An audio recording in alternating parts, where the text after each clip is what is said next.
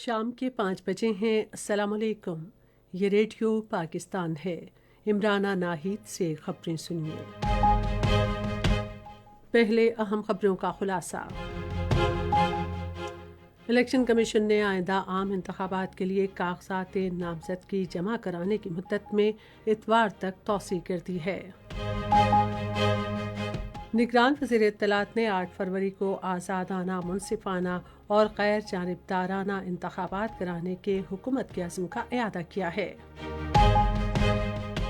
سرکاری حج اسکیم کے لیے قرآن دازی جمعرات کو ہوگی۔ غزہ پر جاری اسرائیلی بمباری کے دوران گزشتہ 2 دنوں میں 390 فلسطینی شہید ہوئے ہیں۔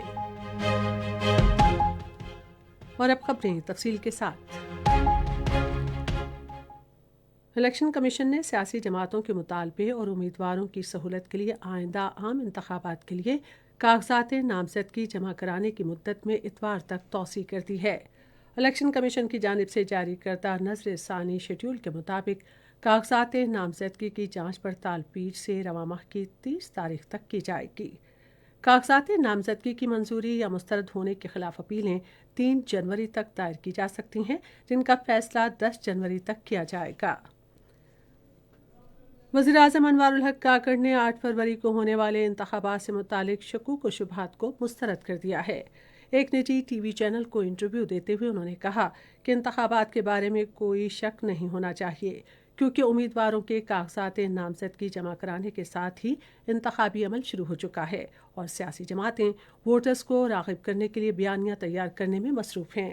وزیراعظم نے کہا کہ انتخابات کا انعقاد آئینی تقاضا ہے جو 8 فروری کو ہوں گے، جس کے بعد نئی منتخب حکومت بنے گی۔ نگران وزیر اطلاعات و نشریات مرتضی سولنگی نے حکومت کی جانب سے آزادانہ، منصفانہ اور غیر جانبدارانہ انتخابات آئندہ سال 8 فروری کو کرانے کے عزم کا اعادہ کیا ہے۔ اسلام آباد میں صحافیوں سے گفتگو کرتے ہوئے انہوں نے کسی بھی تاخیر کے امکان کو مسترد کیا۔ انہوں نے کہا کہ ایسی کوئی وجہ نہیں ہے جو انتخابات کے انعقاد میں رکاوٹ ڈال رہی ہو یا تاخیر کا باعث بن رہی ہو۔ وفاقی وزیر نے کہا کہ نگران حکومت تمام سیاسی جماعتوں کے ساتھ قریبی تعلقات کو برقرار رکھنا چاہتی ہے تاکہ انتخابات کے لیے سازگار ماحول پیدا ہو۔ انسانی حقوق اور خواتین کو بااختیار بنانے کے بارے میں وزیراعظم کی معاون خصوصی مشال حسین ملک نے کہا ہے کہ علاج معالجے کی بہترین سہولیات تک رسائی ہر شہری کا بنیادی حق ہے۔ اسلام آباد میں ایک تقریب سے خطاب کرتے ہوئے مشال ملک نے بچوں کی غذا کے بارے میں ماؤں میں آگاہی پیدا کرنے کی کوششوں اور آئندہ نسلوں کے صحت پر اس کے اثرات پر زور دیا۔ انہوں نے بیماریوں سے بچاؤ کے لیے احتیاطی تدابیر اختیار کرنے کی ضرورت پر بھی زور دیا۔ سرکاری حج اسکیم کی قرآن دازی آئندہ جمعرات کو ہوگی۔ مذہبی امور کی وزارت کے ترجمان محمد عمر بٹ نے ایک بیان میں کہا کہ سرکاری حج اسکیم میں اب تک 66,000 سے زائد درخواستیں موصول ہوئی ہیں۔ انہوں نے کہا کہ بیرون ملک مقیم پاکستانیوں کے اصرار پر اسپانسرشپ اسکیم کی آخری تاریخ میں اس ماہ کی 31 تاریخ تک توسیع دی گئی ہے۔ پاکستان ریلوے مسافروں کی سہولت کے لیے ایکسپریس ٹرینوں کے نیٹ ورک کو پیر تک 96 ٹرینوں تک توسیع دینے پر کام کر رہا ہے۔ ایک عہدیدار کے مطابق پاکستان ریلوے کی طرف سے نگرانی سمیت سخت اقدامات کی وجہ سے گزشتہ 3 ماہ کے دوران ٹرینوں کی بروقت آمد کی شرح 76% سے بڑھ کر 93% ہو گئی ہے۔ ریلوے ٹرینوں کے ڈرائیوروں کی مدد کے لیے ٹرین ڈرائیور اسسٹنٹ سسٹم متعارف کرانے پر کام کر رہا ہے، جس کے ذریعے ٹرین کے ڈرائیوروں کو 700 میٹر کے فاصلے تک ریلوے ٹریک واضح طور پر نظر آئے گا۔